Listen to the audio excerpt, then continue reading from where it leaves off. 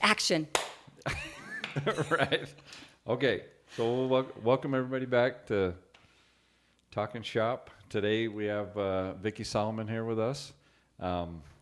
She's been in the community for a long time, and she's got a long time. Yeah, she's got an awesome story, a lot to share with us today. I'm just gonna share some interesting facts about her that she sent over to me, which is awesome. So.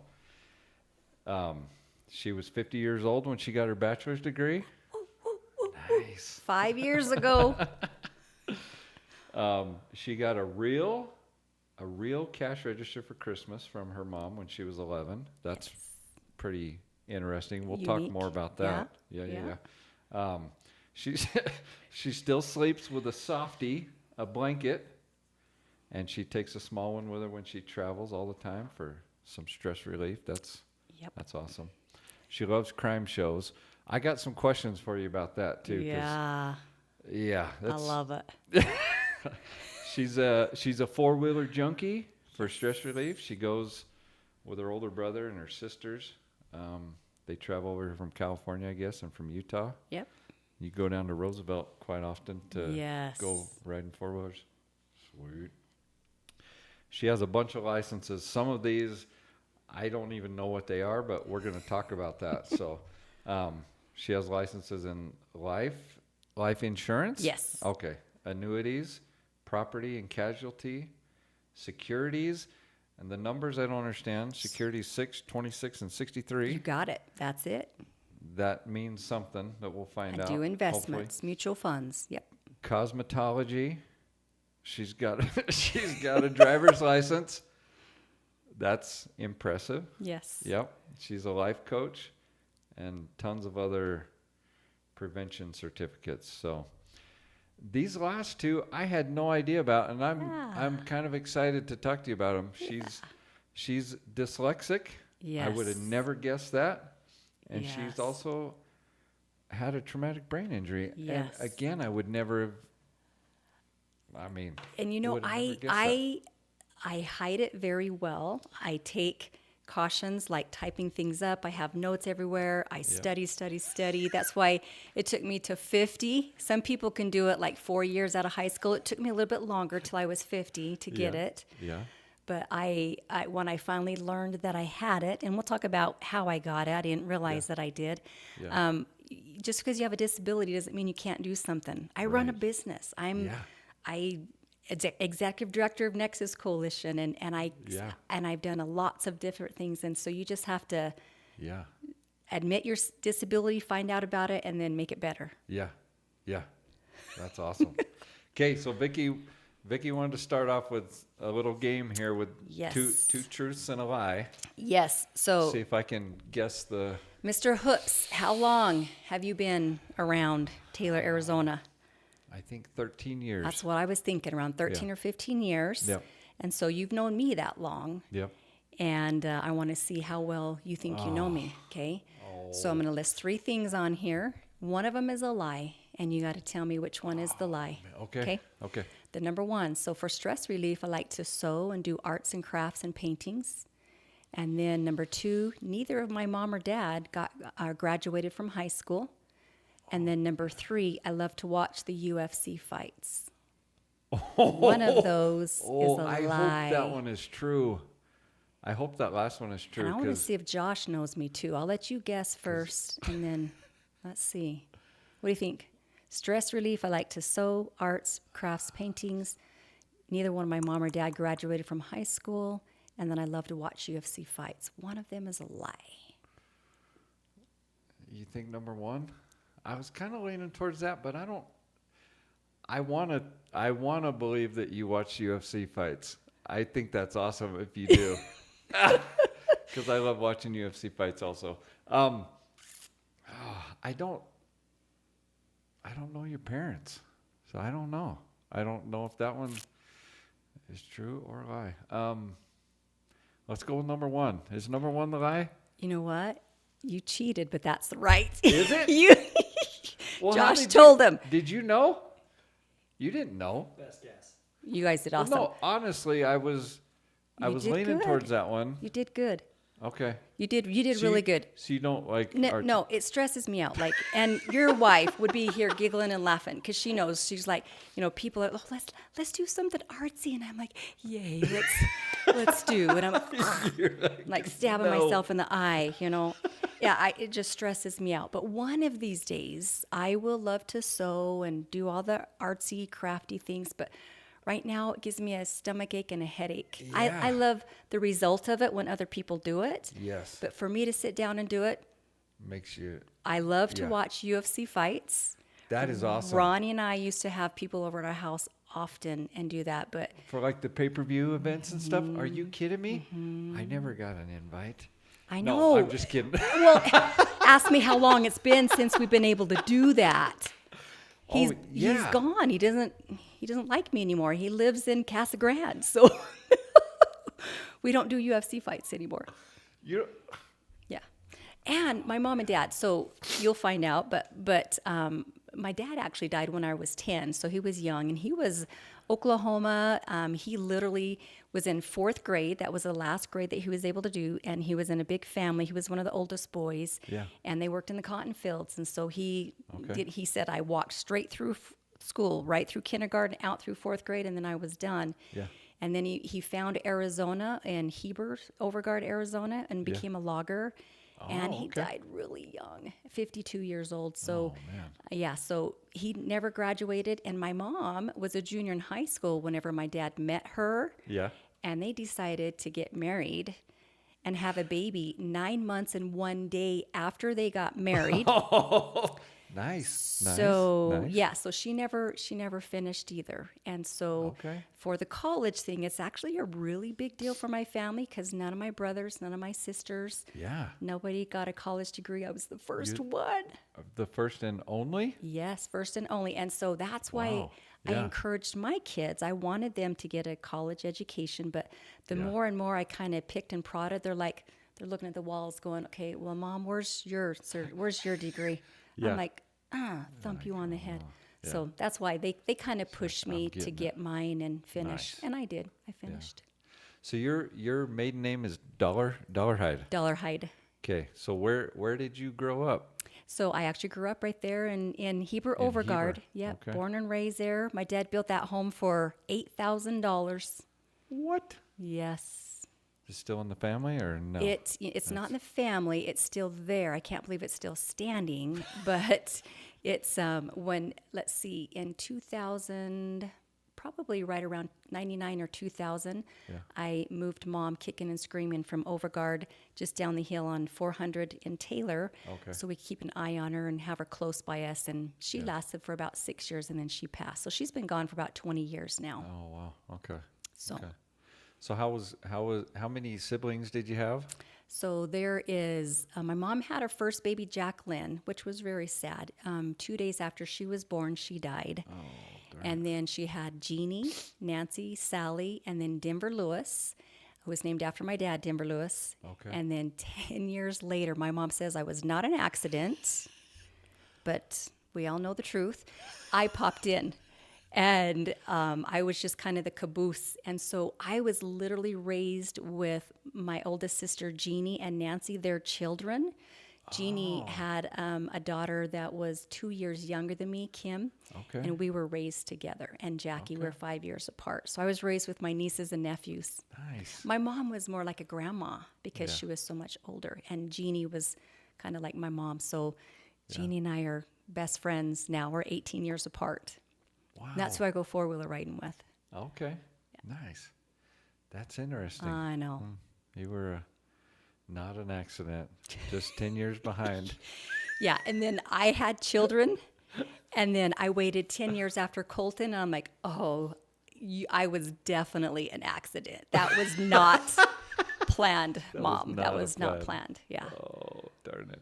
So, So you went to school in Heber?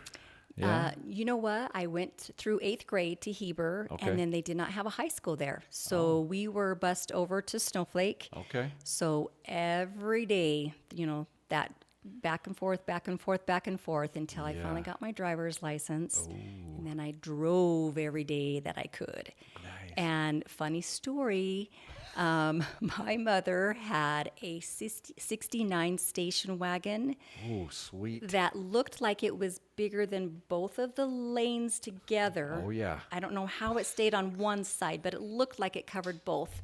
And Yes. I drove that to high school. Oh, my goodness. And I was so embarrassed. I would park it a mile down the road and I would walk a mile to the high Are school. you serious? I did. And then I finally, after I grew up a little bit, I just said heck with it. And so I just started parking at the high school in the back. Station wagons were sweet. Dude, Are you kidding? I passed the school bus one time. I was cruising in that station wagon and passed the school bus. I thought it was all that. They just kind of floated along, They too, did. didn't they? They were just like- smooth. Yeah. Smooth. We had one when I was a kid. And, That I back loved seat it. turned the opposite direction. oh, yeah. That Oh, was fun. And then I also got to drive. My dad had a little Datsun pickup, and I think it was probably around an 80-ish, 1980-ish, Yeah. little red stick shift. And so that's how I learned how to drive, was in that little Datsun pickup. And so I finally converted to the Datsun, and we drove back and forth. Got rid of the station wagon. Yeah, I got to stuck that back in the garage. It's too big. So, nice. So high school, or I mean, even growing up, how were you a good student? Were you like not really digging the whole school thing? I was a good student in that the teachers loved me. Nice, nice. If I needed to make extra pies and cookies and stuff like that, I had connections and we had that taken care of. But as far as grades wise, it's just a number, it's just a letter, right? You're fine. It's good. It's all about the learning and social experience, and then the education comes after high school, Yeah. right? Yeah, yeah. There's So, a lot and of truth to that. funny hearing myself say that when my kids were younger, growing up and stuff. I actually was paying. Me and Ronnie were telling Kimber, just get a B. I'll pay you $50. Just chill out, like go out and have a good weekend. Like just don't study 24/7. We'll pay you $50 if you don't get straight A's, right? Like just enjoy life a little bit. Yeah. Did you do any sports or anything in high school? So, while I was in Heber, I did everything. I did baseball, I did basketball, we did track, every volleyball. Like I did everything, and I was always one of the top players there. And matter of fact, there was me and Nolan Reedhead that were like the fastest boy and girl. Ooh, and nice. I remember my brother-in-law Danny, because Nolan lived right behind them. Danny would get a kick out of watching us race in his front yard because he wanted to see me beat a boy. And there were some times that I did. But whenever I got to high school, I felt like a Heber homely is what me and my best friend Andrea, we called ourselves. We're Heber homelies. Homely? Yeah. Okay. We didn't feel like we were good enough to go to high school. And there's all these beautiful girls and they all knew each other. And we were just some stepchildren from the side. We just didn't feel, and so I didn't know how to apply to play for sports. I didn't know medicals that I need. I didn't know how to do any of that. Yeah. And like I said, my mom was kind of like a grandma and she wasn't involved. Yeah. She had congestive heart failure and stuff. And so she wasn't really actively involved in my life. So I didn't know how to do any of that. But I did find out that I could be the scorekeeper and stuff for the boys basketball. Oh, yeah. So I got to go on some trips and all that fun stuff. So, and then I also found out that nobody cared if you rode the activity bus. They didn't care what you did after school. You didn't have to do extracurricular stuff. So I actually went four-wheeler riding with some of my cousins, I didn't know that he was a cousin. He was a boyfriend, but I found out later he was a cousin, so we didn't, we Yeah. cut it off there. But Yeah. we went four-wheeler riding and did all kind. We just played, and then whenever it's time to get on the activity bus, I'd come back and hop on the bus and head home. Okay. Yeah. Nice. So they had a bus that would go later after everyone was done with sports and everything. Yeah. Well, that's pretty slick. You got to do some other fun stuff instead of. Yeah, it was fun. Oh, darn it. So, I guess, was it in high school that this, I guess we could kind of move into that as far as to Who I talk ended more up about marrying. Huh? Who I ended up marrying. No. Like the wreck. traumatic brain Yeah. injury? Yeah. So, was that in high school? That was in high school. So, Okay. we're going back and forth on the bus. Right. And, we did not want to miss any of the extracurricular things. And so there was one night, it was July 12th, 1985, and there was 8 of us kids that were wanted to head in to go to the baseball games. Okay. And we called a kiddo. He was 16 years old, just got his driver's license. And we said, hey, can we have a ride? Hey, can we have a ride? And so-and-so's going and so-and-so. And there was 8 of us ended up going. And there was only 5 seats in this Ford Bronco. Oh, yeah. And so 8 of us crammed into this Ford Bronco. Yeah. And none of us had seatbelts on. And it was, we were listening to cassette tapes, back in the day. Oh, yeah. And the driver had his arm up on the steering wheel, and he bent over to pick up another cassette tape. And when he did, he took the wheel with him. Yep. And one of the girls started screaming and stuff, and so he jumped up and overcorrected. And we took it on 2 wheels, and we ended up flipping 3 different times. And the front of that Bronco just disappeared, just shattered. And so everyone but the driver, everyone just flew out in all the different turns. And the driver ended up staying inside of it, and he was okay physically, but mentally, obviously not. Yeah. And so there was 3 of them that were kind of walking around trying to figure out what was going on. And what had happened was the driver's sister had hit one of the fence posts, and that kind of broke her fall. And there was another girl that hit a fence post. Her name was Denise, and she was paralyzed from the waist down. She was 16 years old. Wow. And then I hit a fence post, and they pronounced me dead on arrival. Whenever they got there, they were doing the triage. What? But they were able to bring me back to life. And then 2 of my best friends, Shauna and Cassie, they flew over the fence and landed just like 5 feet from each other, not very far from each other. And Shauna actually had massive head injury inside the vehicle, so she was already gone. But Cassie was okay until she landed. It snapped her neck. So Shauna and Cassie were killed in that wreck. And then the rest of us, got hauled in. There was an older couple behind us that we passed. I don't even know, but they seen a bunch of dust. They stopped and picked up a couple of the kids. The driver stayed, and then the other 2, Jenny and this other gal, went in. No cell phones. They took them to the Circle K with a payphone and called and told everybody. And actually, the boy that I was dating was at the baseball game, and he beat the ambulance out there. Oh, my and goodness. they were out, looking and trying to find bodies. Bodies were just all over the place.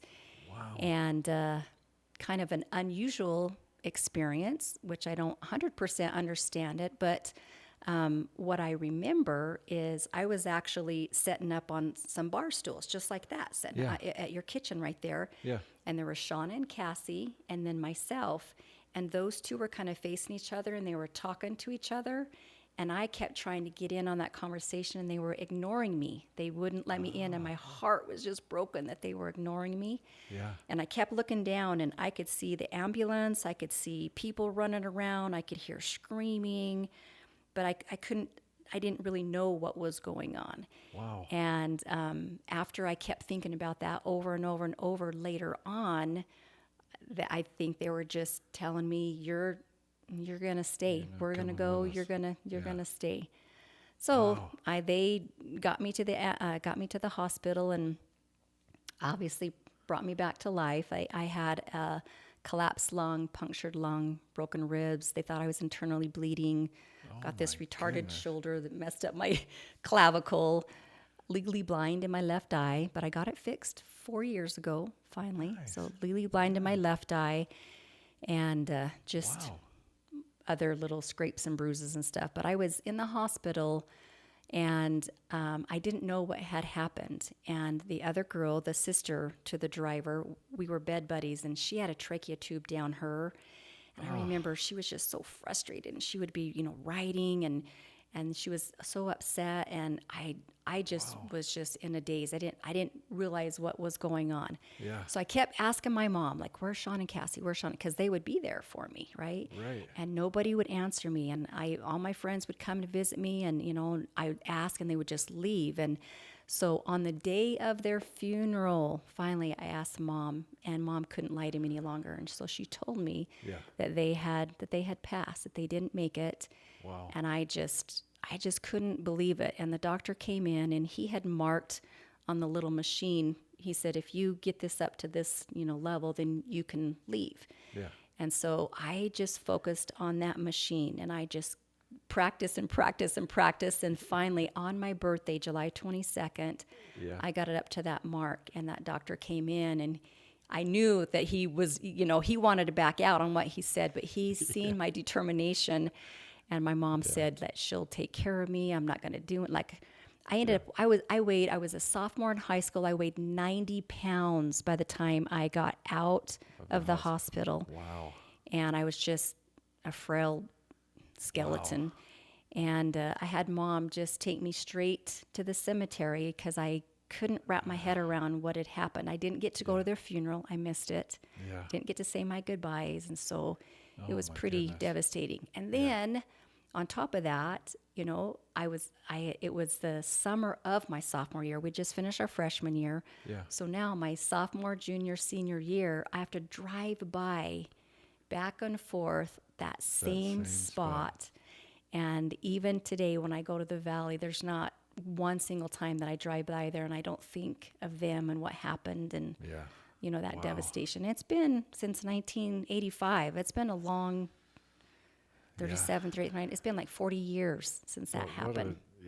That's such a traumatic event, though. Yes. Wow. Very devastating, and it devastated the community. They, everybody knew everybody, and but there was so much good that happened from there too. Yeah. And Sean and Cassie's parents, I'm still very good friends with. And that's awesome. Matter of fact, Bon and Cloyd have a place at Tonto Basin, and so I try to stop in and visit with them as often as I can. So nice. Yeah, it's just really cool. But lots of craziness happen. Yeah, that is wild. I mean that. Yeah. So that's where I got my traumatic brain injury. So whenever I started going back, so when I went through high school, honestly, I just thought I was a dumb blonde. I did. People, that was the joke of thing. And so I just said, oh, I'm just going to accept it. I'm just a dumb blonde. And as I got to adulthood, I'm like, I am not dumb. Right. And so when I started college, I kept trying to tell myself I wasn't. And whenever I was doing some assignments, they had this timer. And I was like just staring at the timer and I couldn't read. And I'm like, what is wrong with me? So I went to, they had me go to like 3 different psychologists, doctors and stuff. And they ran all those reports. It took me like a week to get through all these testings and stuff. And he says, you have a traumatic brain injury, and it probably happened when you were in that car wreck. He said there was some, massive trauma to your head, and back in the day, they didn't really catch things like that. And I was like, so just tell me that I'm not dumb. He says, you are not dumb. Just tell me so that I'm not dumb. He gave me a whole bunch of things to help me be able to get through college, to be able to get through life, to run businesses and all that fun stuff. So that's where I got the When did you discover the dyslexia stuff? That happened when I was probably in about 4th or 5th grade. They pulled me out of class, had me do some testings and stuff like that, and I heard somebody, and I didn't know what they were saying or what it meant. I thought it was something really bad. I was waiting for myself. I guess I'm going to die tomorrow. I don't know what that is. Dyslexia. Yeah, I got dyslexia. It's my last days. But as I became older, I understood it more, and it makes sense. Whenever I go to do things, I catch myself, and it's fine. I don't think they had a real good grasp of that back No, then, did they? I no, mean, absolutely not. it's kind of seems like just in the recent, I mean, not recent Yeah, years, but the last 15 years or so, yeah, there's been more about it, but I yeah. think, well, right on. Awesome. So, okay. So you get through high school after that traumatic event in your life. Yeah, That so would be rough just getting through high school. Ugh. absolutely. But you know what?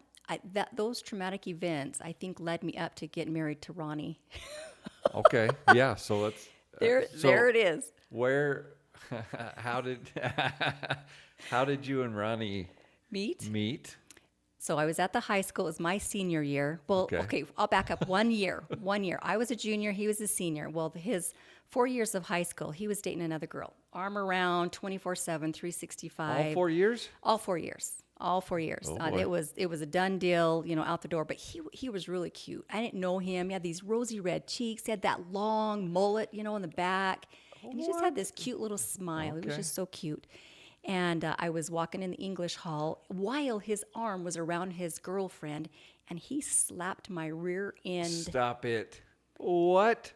And he turned around and did that little smirky smile thing, and I was like, "What in the What? world?" So nothing happened in high school, but when I Yeah. was a senior, he was out of high school, and Yep. he run heavy equipment. He loved the backhoe, Okay. and he was doing a job right by the high school, and he was the cutest thing I had ever seen. Yeah. And everywhere I went, it was like, oh my gosh, we're just meant to be because he was right there. I would go Circle K, he would be there. I'd go to Maverick, he would be there. And I'm like, What? oh, what a coincidence. So coincidental, right? Yeah. I Was it a coincidence or I'm was pretty he? sure he was chasing me, and I did not know that. I Yeah. just thought that the world was telling me this is who I needed to be with. So Yeah, yeah, yeah. we ended up. After I graduated, we got married 6 months out of high school. Nice. So we were just babies, and That's awesome. 37 years later, here we are. Here we are. Nice. What happened to the other girl? Maybe I shouldn't ask that. I don't No, know. They just, she actually got married to one of our friends, and Oh. we're actually still friends. Really? Yeah. Nice. And kind of coincidental, weird, is her brother married my sister, and they got a divorce. But before they got a divorce, they had a baby together. So me and Ronnie's girlfriend are both aunts to this girl, to Reagan. Yeah, Nice. yeah. That's awesome. Small world. It is a small world. Well, okay. So you guys get married. Did you stay here in Snowflake then, or did you live other? Yeah, so I tried to talk Ronnie into seeing what else the world had out there for us. Yeah. But he moved from his mother's house pretty much to our house, and he's done. And then to Casa To where Grande. you're at now, or no? Well, we lived in where Charlie Hall lived right there. Now Justin Craner lives yep. there. Well, right underneath his little where he parks his Jeep now, there was a camper trailer right there for the missionaries. And Ronnie and I lived in that for 2 months, Okay. in that little camper trailer. And one night when we were saying prayer together, there was a mouse that had kneeled on. Stop it. Yes. That joined you for prayer? Yes, but I think I killed it. It was the grossest feeling ever. And I told Ronnie, okay, we need to find another place to stay. So we found another trailer in Sandy's Acreage Trailer Park, which is across from the rodeo Okay. grounds right there. Yeah. And we stayed there for a couple of years, but then we bought our own trailer and moved it, which is my rental right now, right next to my house. Yeah, yeah. We lived in that single wide trailer for 17 years. I had 4 children in one bedroom. We had bunk beds and little Graco bunk beds that Ronnie had created for the kids. Okay. And after 17 years, I told Ronnie, if you don't start building, we're not going to need a house where the kids will be grown and gone. Right. Yeah. So Ronnie started building, and now we've been in our house for 20 years. I can't believe it's been that long. That's awesome. So that's Ronnie. Like that's his moving right there. No more than 15 feet. That's about all he could handle. That's awesome. Wow. So did you have kind of that, like a lot of kids seem to have around here, that you just wanted to get out of here as soon as you could and go somewhere else? You know, I did want to go away, not permanently. I just wanted to go away and just kind of see some different things. Yeah. Just out of Yeah. curiosity. I lived in Overgard my whole life, and then I Right. moved to Taylor, Yeah. right? So I've been here Yeah. for 55 years. Yep. And, but the more and more I realized that Ronnie wasn't going to at all, then I just started just, I'm fine. I'm good. Yeah. And so I'm actually really, really super happy, super satisfied. Like, I feel like I have the best life ever. I feel like I have everything I could ever possibly want in the world. Even if I was a bazillionaire, I don't know that I would want anything more. So Yeah. I feel Yeah. really good right now. Yeah. So, and you guys had 4 kids, Yes. correct? 3 boys, Yes. 1 girl. Yes. Kimber's not the youngest, though. She's the third. Yep. She's the third. And Colton is the youngest. Colton's a baby. My 26-year-old baby. Yep. Yep. And they're all, well, they all were here? Are they? Yeah. Still So around so here? Jake and Camry, about 2 or 3 years ago, they moved to Oregon, and they've been in Oregon with my 2 grandkiddos, 14 and 12, Okay. Erilyn and Liam. And then Kurt is in the Valley, and he's a pilot. He's a pilot, and yeah. he does a little charter thing, and he's working his way up to Delta. Nice. Still single, 31 and a hottie, Oh. and makes really good money. we could and throw a is picture up on debt-free. the- Yeah, throw there a you go. Throw a picture up on the video He's such with a his, freaking catch. with his phone number. Yeah, put his phone number. Oh, hey, that'd be awesome. He is such a catch, though. He's such Yeah. a good kid. So, He and is. he's just so easygoing. I don't Yeah. Anyways. Yeah. And then we have Kimber Marie, who's a dental hygienist, and she told me she was going to be that when she was 5. And so, Really? yeah. So when Kyle came to ask permission, after 2 hours of me and him talking, I said yes.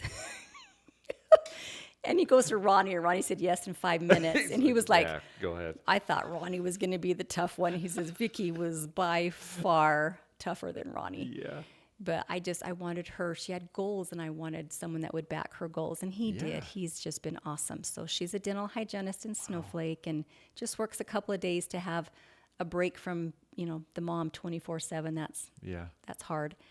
And then She knew that when she was 5? she was 5. What? Kurt was going to be a dentist, and she was going to be the hygienist. Oh, I gotcha. Okay. And Kurt started out going towards dentistry, and then he came to me with this big old PowerPoint, showed me about airplanes and retirement and all this yeah. stuff, and sold me on that. So we shifted gears, and Right on. Nice. yeah, and he did perfect on that. Yep. And then Colton. And then Colton, initially he was going to be like lineman for APS. Okay. Yeah. And electrician. He did a lot of electrician work and loved it. And, Yeah. I think he would have been great at it. But Yeah. his gut, he just wanted to be a pilot. And even as a young boy, he said he would look in the skies and think about being a pilot. Yeah.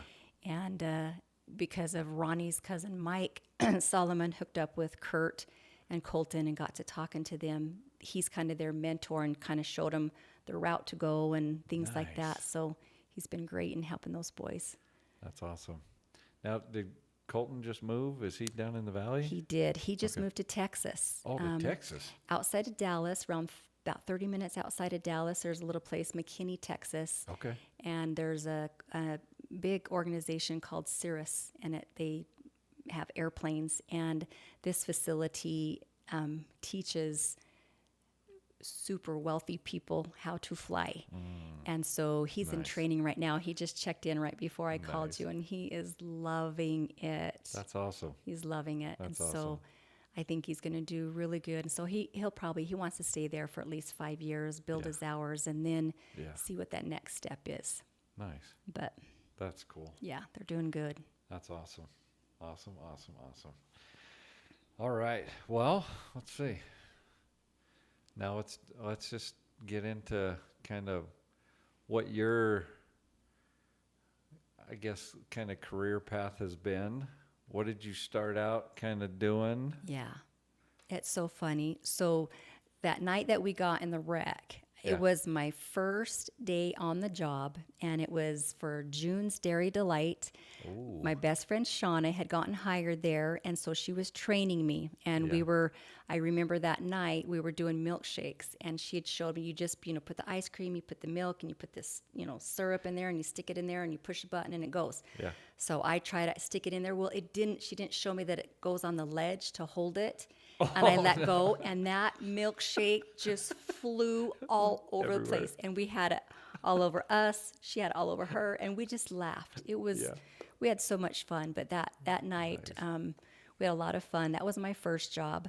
Yeah. And I actually loved Ronnie would stop by there coincidentally. Oh. And because he was doing construction and stuff like that. And he would leave me like $20 tips. Oh, I was yeah. like, you just keep coming back, boy. I thought he was rich. Oh, yeah. Oh, yeah. So after that, when I got out of high school, I went to the airport over here in Taylor, and I was a Really? dispatcher. And there was a couple of airplanes that flew from White River to Point of Pines, and White River to Fresno, and White River to Phoenix for air flight. Yeah. And so I would be the person on the end. They would call me and then give me all the numbers. I would tell them, well, you're a little bit heavy in the back, make sure you change that around. Anyways, so Really? they would check in, and I would keep track of the plane. So I was the Wow. dispatcher. Yeah. Nice. Funny story awesome. about that job. So Sonny Perry, have you ever worked with Eddie Hancock? Yeah. So yeah. Eddie Hancock is very professional. Oh, yeah. And he's very stern. Yep. And he is very matter of fact. And if he needs to put you in line, he can, right? Yep. Well, Oh, yeah. Sonny Perry was that in a woman's one. And she was very stern. And here is this blonde, dingy blonde. And she's working, and I'm getting trained and all this stuff. Well, I come and I have this big old ring and tell her I'm getting married. And she's like, why? And I said, well, there's nothing else to do. What do you That mean, was why I told her there's nothing else to do. Oh. So Nice. Sonny Perry was really super fun to work with. I cried for a little bit, but then I learned she loved me, and she taught me a lot.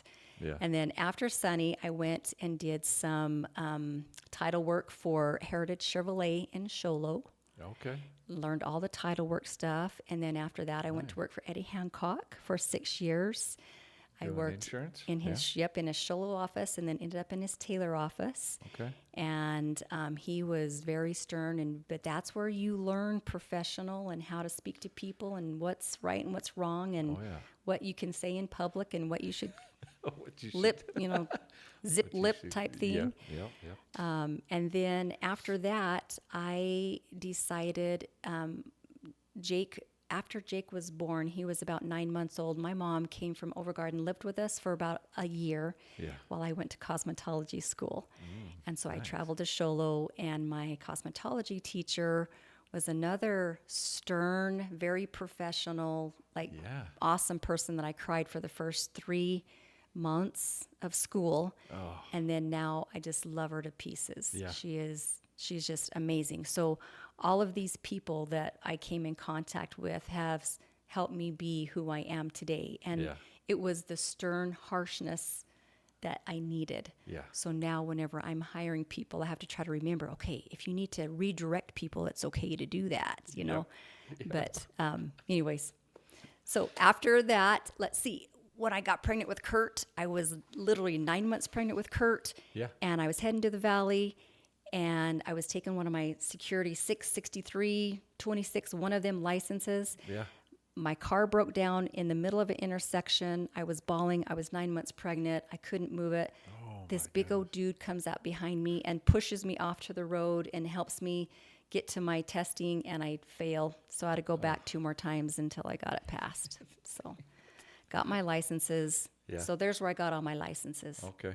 Doing insurance and And stuff. then I went to work with public health in 10, I think, around 2010, For 2010. like Navajo County? Navajo County Public Okay. Health Yeah. for about 6 years. And that's where I found, I loved it. I love the community. I love serving. I love Nice. teaching. Okay. And so I went to apply for the job that I'm doing now just to say, hey, what is it all about? And she hired me. And then 3 months later, she left and said, you either run it or else close it down. So I took it over about 10 years ago, and I've been running Nexus Coalition ever since. Okay. So Nice. that's where that came from. That's awesome. Yeah. So I'm sure most people have heard of Nexus Coalition. I hadn't heard about it for probably a few years ago or more. That I think you guys came and did a presentation to our youth and stuff, and so let's talk about what is Nexus Coalition. What do you guys? You bet. What do you guys focus on? What's your What do we do? What do you do? So we're under the nonprofit of Friends of Navajo County Anti-Drug Coalition, Inc. And I did not name that. That was pre-named, but That's it's quite a it's name. a nonprofit. It's a 501c3. So that's why we go by Nexus Coalition. So when Okay. I say Nexus is a nonprofit, it's really not Nexus. It's Friends of Navajo County Anti-Drug Coalition, Inc. Okay. But that is, like, I have a board. Jason Mulder's my board president. Oh, okay. And anyways, I have a board, and they're kind of like my boss, but Nexus Coalition. Okay. So we apply for state and federal grants. And once we're grant funded, we go into our communities and we provide everything for free. And the ultimate goal is to build resiliency for youth and also for adults. Yeah. You know, we went through 2020 with all that stress and crazy chaos stuff. Yeah. And we just seen that we need to learn how to build resiliency at a young age, because our parents were struggling. The parents were struggling. And if the parents struggle, we automatically know the kids are going to struggle. Right. So we decided to focus. Yes, we're going to teach drug prevention, absolutely, but part of that is going to be that resiliency life skills. Yeah. And so every time that we meet with somebody, that's what we're focused on, is helping them get stronger mentally, physically, spiritually, you know, the whole thing. Wow. And building that resilience. And yes, we work with recovery people. We work with recovery families, so the families of people in addiction. We have a great program for them. We work with the jail. I don't know if you know Navajo County Jail, but they're in and out in like 7 to 10 days. Yeah. And so we have this captive audience that we get to go in and we get to educate and help. And Stormy does a fantastic job and has been loving doing that. Nice. And then we're in the schools, and we've got diversion kiddos that work through Teen Core in Sholo. So the judge is there and says, all right, you know, these guys need X amount of many hours, so they'll come and do hours with us through Teen Court. And then another diversion program is, let's say a grandma or grandpa sees a kiddo that's struggling, and they say, hey, you know, let's do some resiliency building with this kiddo. And so they'll come and we'll help do that as well. So Wow. very customizable. We've gone, a couple of weeks ago, we went into a grandma and grandpa's home while they had their grandkid for a couple of weeks, and we got to teach him. It was really super awesome. Yeah. And we have a cool program called B-TAPS, and it's the 5 skills of resiliency. So there's belief, trust, adaptability, persistence, and strength. And so we focus on each of those things and help teach about the brain, about the body, about life, and how you can build those skills to help get through anything. Wow. So it's been awesome. We love it. And you do that on like a one-on-one setting? We can. Okay. Yes, we You can. can?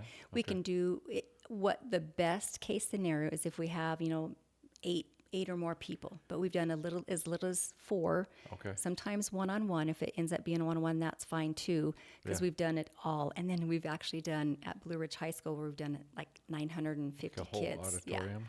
Yeah, 1,000 kids. boy. So classroom style, 25, 30, we do that all the time. You know, 50, 75, where we have parents and teachers together.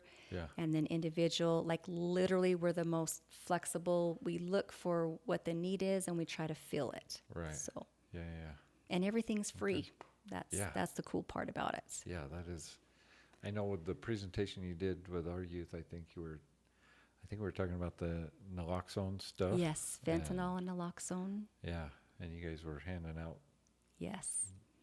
which is awesome. I mean, that's As long as we can continue getting it for free, we're going to bring it to our community and make sure they have it for sure. Yeah. So So do you guys work like with? I know when I was in school, and I think they still do it, the DARE program.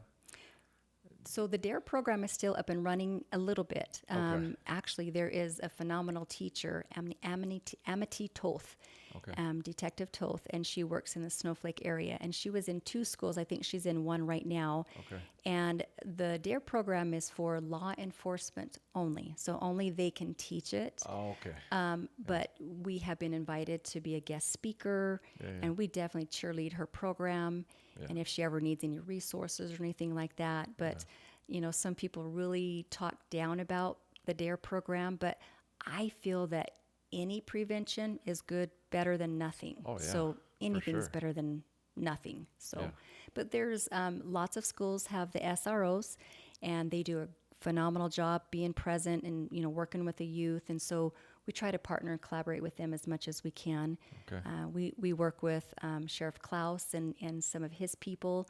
Nice. We work with MCAT. We've gone to White River and done many presentations there. Yeah.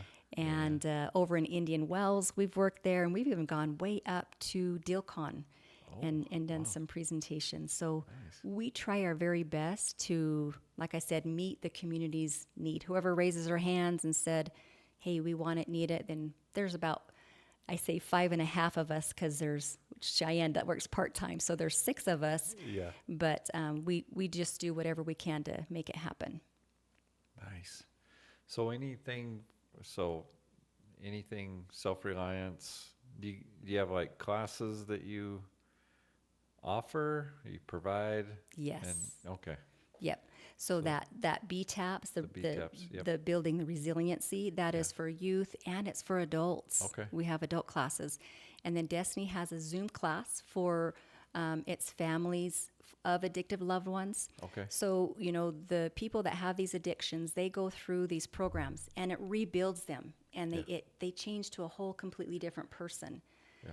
But then they go back to the families that they've hurt, that they've broken along the Right. way. And so here's these broken families that haven't gotten built at the same speed that this person in addiction has, Yeah. right? Right. And so we want to be there. We found there's a gap right there. And so we want to be there for those families so Okay. the family can learn how to heal, that the Right. addiction was not their fault, Yep. that it how to set proper boundaries and all that fun stuff. Yeah. And so we have that class every Thursday from 5 to 6:30. Destiny does that by Zoom, so okay. anybody can join in anywhere. And so we're just trying to build that and get people to attend those, because she Okay. is a Yeah. phenomenal instructor. She is. Yeah. She's a life coach. She's got life experience, and she's just one of those Jennifer Hoops people. Oh. She's just, I'm serious. Yeah, She's a yep. rock star. Yeah. So She is awesome. So you guys don't like the program for the individual. That's a program they would do like through like a 12-step program. That's not a program that you guys do, or got you. No, we don't do that program. you do the one for the families, Right. family members. Yes. Okay. Yes. So they'll go through a program like the one Justin Yes. does, Yes. the Healing in the Savior's Way, or okay. Yes. And then you guys are focusing on the family members so that whenever okay. Yeah. That makes sense. Now we Yeah. have, and we do go to recovery people, and instead of teaching them about the addiction, because they've already learning that from the professionals, what Right. we come in and we teach life skills and resiliency. So we can come in and teach them a whole different topic about, Yeah. life skills and resiliency, things that maybe they didn't get to learn when they were younger, Right.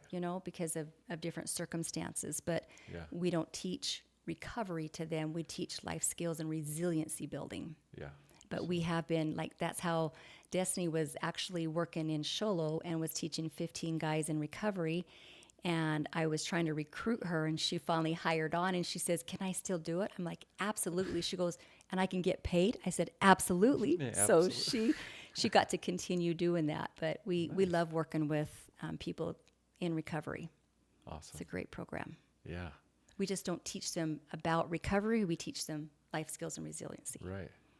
Yeah. But I think there's definitely a gap there, right? Yeah. 'Cause Yeah. those other programs, and they may cover some Yeah. resiliency stuff too, but I think they're more focused on the addiction recovery, and then Right. to learn about the Family and how to raise resiliency and kids stuff and yeah. afterwards would be super Yeah. helpful to. And parenting classes. You know, we have a Yeah, lot yeah, of men and women that say, like, nobody ever taught me anything about raising kids. And so right. we have a wonderful parenting education class that we have that we can provide as well. So Nice. it's really cool. That is awesome. Hmm. So you're funded through grants. So, Yes. and how far out are you guys, like, are You you know, funded out of? it's so crazy. It's like we have one that's a 10-year grant. So that Okay. one's pretty awesome. So Nice. we're kind of we have to maintain it and do a lot of work to keep it. But Right. that's a federal 10-year grant. We're in year 2 right now. We're applying Oh, for year 3 right now. We nice. still have to apply, even though we got it. And Yeah. then we've got one that is just kind of year to year, but we've had it for 7, 8 years now. So Yeah. we're just keeping our fingers crossed. The funds come from federal into state through access and then to us. And so Okay. it's just kind of funneled through. That usually doesn't get interrupted too bad. Yeah. And then we've got one that is through another state grant, and it's kind of iffy, but it's a year by year. When you work prevention, you really, that's the thing whenever I tell the ladies when they come on is I can't guarantee that you're gonna have a job next year. Right. But we've been running for 10 years now. And so and that's what we know. And so that's what we run with. Yeah. Yeah. That's why you have to love what you do. Some people Right. come in and they don't stay, they bounce out, and that's okay. Cause I tell them we will leave as friends because it's not for everybody. You have to Right. have that right niche, just like any Yeah. other job. Yeah.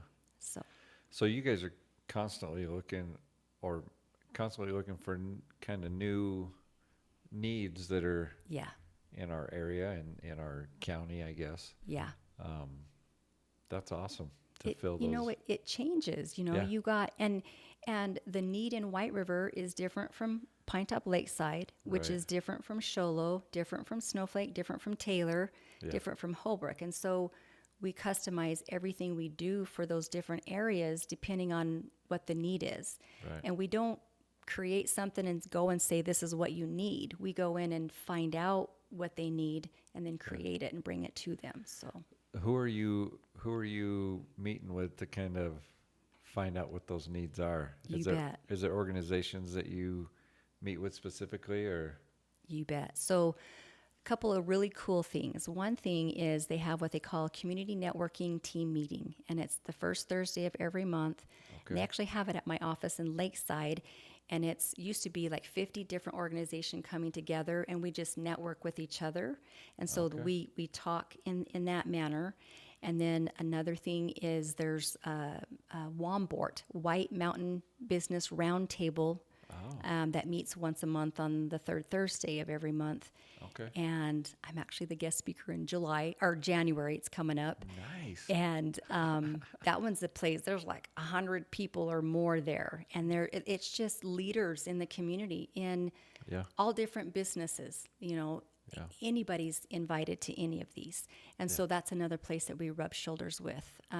My job as executive director is I go into Pinetop Sholo Town Hall meetings, and I update them 2 or 3 times a year. I Okay. go to Sholo Town Hall, I go to Taylor Town Hall, I go to Snowflake Town Hall, I go to Holbrook Town Hall, and I get to just update them on Nexus, and then I listen to the leaders to find out what they hear, what they need.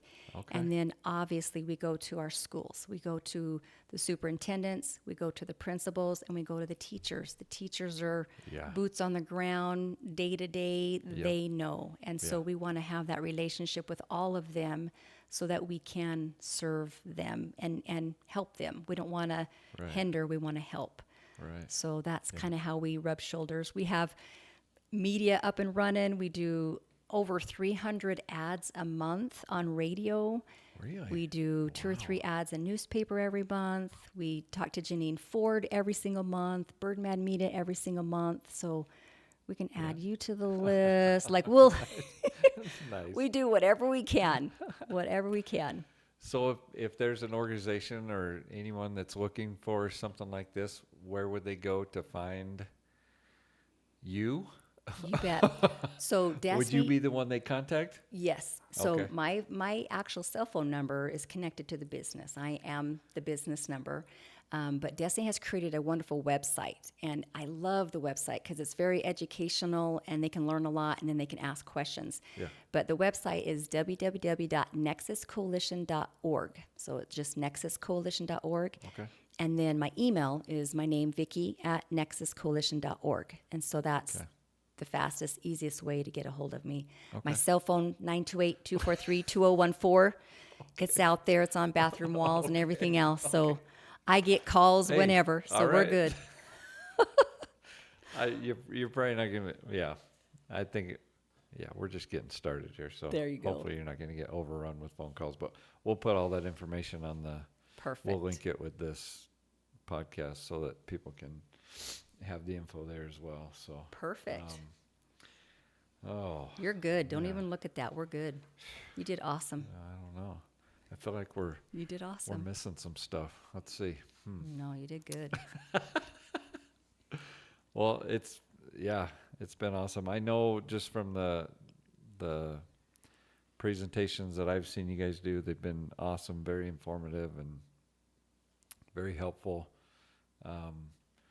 I know even with the naloxone stuff, I think I got the information and training from you before I got it from my employer. Wow, you that's know, awesome. and which is awesome. Yeah. You know, that's that alone has been a game changer for a lot of people, especially with Yeah. with all that stuff going on that hopefully we'll get a hold of and Yeah. under control soon. But definitely a lot of good information that you guys provide, and I need to learn more about the self-reliance stuff that you guys do, and that would be awesome. Just I'm sure we could all use that information. Yes. Everybody. Everybody has stress in their life, and we Oh, just yeah. have to figure out how to get through it the best way that we can. Oh, You know, yeah. unfortunately, that stress is never going to go away. You know, there's going to be trauma after trauma after trauma, but we have to Yep. figure out how to get through it and be the best person that we can, right? And who wants to be miserable? We want to be happy. We want to have a good life. And Yeah. so For sure. let's figure out how to do it the best possible way that we can with what we got, right? Yep. So- Absolutely. Well, awesome. Well, thanks for You're welcome. for sharing with us. Thanks for having me. hopefully everyone in the community get to know you a little bit better. I'm sure most people know you pretty well already. I feel like I feel like I know a lot of people, but I really don't know Yeah. like a lot about them. Yeah. I know they're awesome people. I know I love being around them, but Yeah. that's been the most interesting thing for me doing this is that how well do we really know each other? Like, don't. and yeah, so Yeah. I've enjoyed visiting with you and Awesome. getting to know you better. So thanks for being here. Thank you. And, we'll see everybody on the next one, I guess. Sounds good. Thanks for having me. All right. Thanks, Vicki.